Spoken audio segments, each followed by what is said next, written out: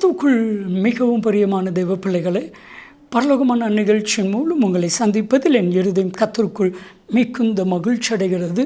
உங்கள் எல்லாரையும் இயேசு கிறிஸ்துவின் இன்ப நாமத்தினாலும் கிராஸ் டிவி ஊழியங்கள் சார்பாக என் அன்பின் வாழ்த்துக்கள். இன்றைய பரலோகம் அண்ணா, உனக்கு விரோதமாய் எந்த ஆயுதமும் வாய்க்காது. பிரியமான தெய்வ பிள்ளைகளே, உங்களுக்கு விரோதமாக யார் என்ன செய்தாலும் அது நடக்காது. இது ஒரு பெரிய வாக்கு தத்துவம். இதை பெற்றுக்கொள்ளுங்க. ஒரு இருதயத்தில் நம்பிக்கை யார் எனக்கு என்ன செய்தாலும் எதுவும் என்ன ஒன்றும் பண்ண முடியாது, அணுகாது என்கிற விசுவாசம் ஆழமாக இருக்கட்டும். ஏசாயா 54:17, உனக்கு விரோதமாய் உருவாக்கப்படும் எந்த ஆயுதமும் உன்னை அணுகாது. என்னாகமும் 23:23, பாலாக் என்கிற ராஜா பிலேயாம் மூலமாக இஸ்ரவேல் ஜனங்களை சபிக்க அழைக்கிறான். ஆனால் நடந்தது என்ன? அதே பிலேயாம் சொன்னால், இவர்கள் குரோதமாக எழும்புகிற எந்த ஆயுதமும் வாய்க்காதே போகும். இவர்கள் குரோதமான மந்திரவாதம் இல்லை, இவர்கள் குரோதமான பில்லி சூனியமும் இல்லை. உங்களுக்கு குரோதமான ஆயுதம் ஒன்று உங்களை வாய்க்காது. பிரியமான தெய்வ பிள்ளைகளே, இதுவரைக்கும் உங்களுக்கு குரோதமாக மனிதர்கள் எழும்பியிருக்கலாம், பிசாசு எழும்பியிருக்கலாம், மறைவான கண்ணி வைத்திருக்கலாம். அதெல்லாம் ஒன்றும் உங்களை பண்ணாது பாருங்கள். வேதத்தில் தாவீது சொல்கிறான், சங்கீதம் 7:15, சங்கீதம் 9:15, இது ரெண்டையும் வாஸ்து பாருங்கள். உங்களுக்கு குரோதமாய் மறைவாய் குழியை தோண்டி அதை ஆழப்படுத்தி மறைவாய் வலைகளை வைத்தார்கள். யார் குழியை தோண்டினார்களோ அவர்களே அதில் விழுந்தார்கள். யோசிச்சு பாருங்கள். அப்போ ஆண்டவர் செய்கிறாரு, குழியை தோண்டினது அவங்க தான், ஆனால் கர்த்தர் அந்த குழியை தோண்டிட்டமே மறக்க பண்ணிட்டார்.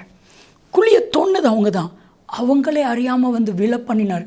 எவ்வளவு பெரிய தேவன் நம்முடைய தேவன் பாருங்கள்.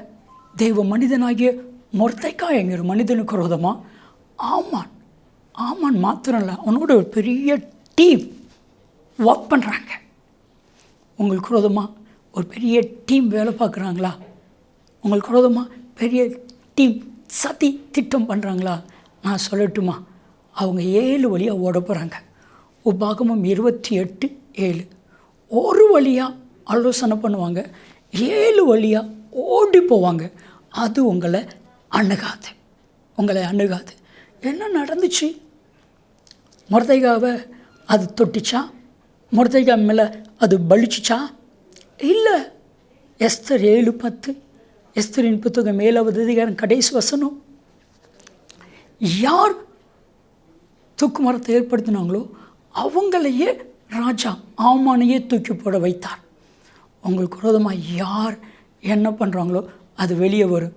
எப்படி தெரியும்னா, அந்த பிரச்சனை அவங்க மாட்டுவாங்க பார்த்தீங்களா, அப்போதான் தெரியும்.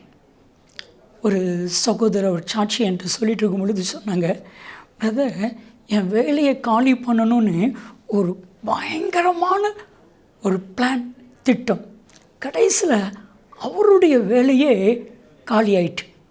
அவர் கூடயே இருந்தவர் சொன்னார், நான் சொன்னேன், இவர் ஒரு கிறிஸ்தவாங்க, இவங்களுக்கு விரோதமான எது செய்தாலும் அது நடக்காது, கேர்ஃபுல்லாகிருன்னு சொல்லி பார்த்தேன், செய்யலை. இப்போ என்ன நடந்துச்சு?